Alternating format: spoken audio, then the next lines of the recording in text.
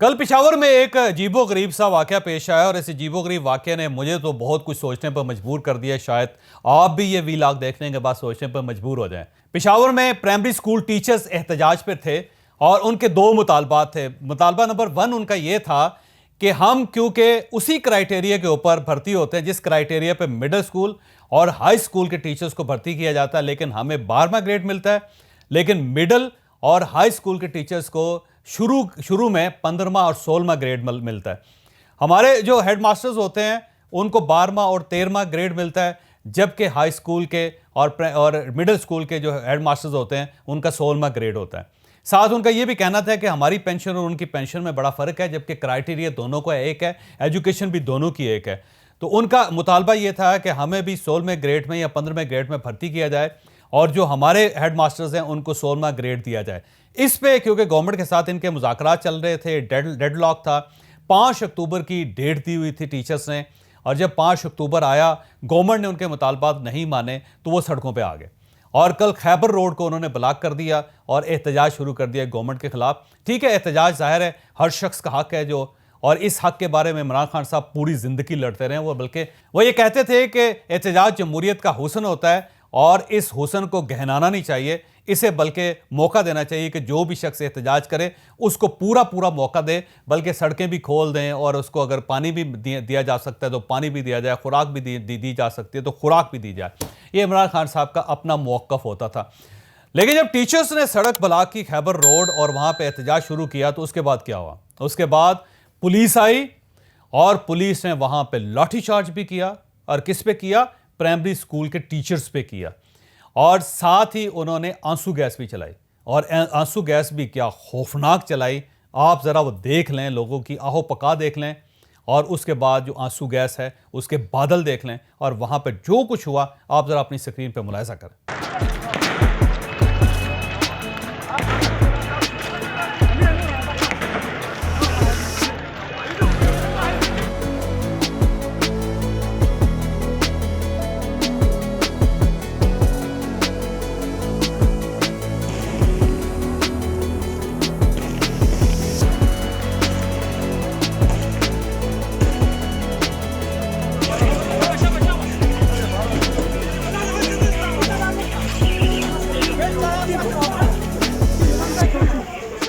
और ये सब कुछ किन के ऊपर हो रहा है? ये टीचर्स पे हो रहा है। ये किसी सियासी जमात के वर्कर्स नहीं थे, ये टीचर्स थे, और इन टीचर्स का ताल्लुक खैबर पख्तूनख्वा के साथ है। और अपने टीचर्स जो पश्तो स्पीकिंग है, जो इनके वोटर्स भी थे, उनके साथ इमरान खान साहब की गवर्नमेंट ने पेशावर में जो कुछ किया वो आपके सामने। यानी टीचर्स का मुतालबा देखें कि वो कहते हैं हमारी पेंशन जो है वो दूसरे यानी मिडिल स्कूल और हाई स्कूल के टीचर्स के बराबर होनी चाहिए, और हमारा जो बेसिक पे स्केल है वही होना चाहिए जो मिडिल स्कूल और हाई स्कूल का है। एक जायज़ सा मुतालबा था उनका, और मुज़ाकरात भी चलते रहे। लेकिन जब मुज़ाकरात में कोई नतीजा नहीं निकल सका उनका, तो उसके बाद गवर्नमेंट ने इनके साथ क्या किया।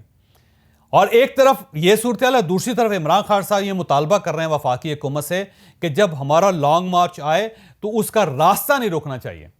वो ये कह रहे हैं कि आप 245 के तहत फौज को बुलाना चाहते हैं, ये गलत है, गैर कानूनी है, गैर जमहूरी है। और इसके साथ वो कह रहे हैं कि पुलिस को क्यों बुलाया जा रहा है, आंसू गैस क्यों चलाई जाती है, और ये जो ड्रोन्स लिए हैं गवर्नमेंट ने ये क्यों लिए। यानी एक तरफ वो चाहते हैं कि जब वो उनका लॉन्ग मार्च हो तो रास्ते में कोई रुकावट नहीं होनी चाहिए, कोई कंटेनर नहीं होना चाहिए, कोई पुलिस एहलकार नहीं होना चाहिए, कोई FC के एहलकार नहीं होने चाहिए, कोई 245 के तहत किसी किस्म की फ़ौज को इनविटेशन नहीं होनी चाहिए।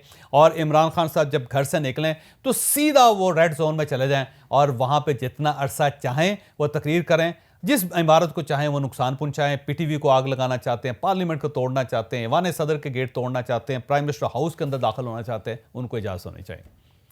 लेकिन दूसरी तरफ जब अपने शहर में अपने ही टीचर जब एहतजाज के लिए आते हैं और उनके मुतालबे भी जायज़ होते हैं, वो ना आपकी गवर्नमेंट गिराना चाहते हैं, ना वो अपना आर्मी चीफ तैनात करना चाहते हैं, ना वो अपना साइफर लेकर आए हैं कोई, ना ही वो कोई गद्दारी का कोई तमगा दे रहे हैं, ना ही वो साजिश की बात कर रहे हैं, ना ही वो मुल्क को तनहा करना चाहते हैं, ना ही वो फैटम में पाकिस्तान को नुकसान पहुंचाना चाहते हैं, ना ही वो IMF का एग्रीमेंट तोड़ना चाहते हैं। वो सिर्फ और सिर्फ अपनी पेंशन इंक्रीज़ करना चाहते हैं और अपना पे स्केल इंक्रीज़ करना चाहते हैं। लेकिन आप उस पर ठीक ठाक किस्म की उन पर पुलिस गर्दी करते हैं।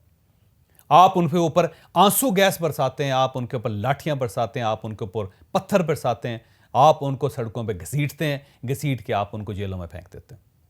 यानी एक तरफ आपका रवैया ये है और दूसरी तरफ आप रायत क्या मांग रहे हैं गवर्नमेंट से, स्टेट से? आप ये रायत मांग रहे हैं कि हमें फ्रीली इजाज़त होनी चाहिए कि हम पहाड़ों से उतरें, हम मरी से आएँ, हम कश्मीर से आएँ, हम पंजाब से आएँ, हम खैबर पख्तूनख्वा से आएँ, हम गिलगित और बल्तिस्तान से आएँ, किसी शख्स को हमें रोकना नहीं चाहिए।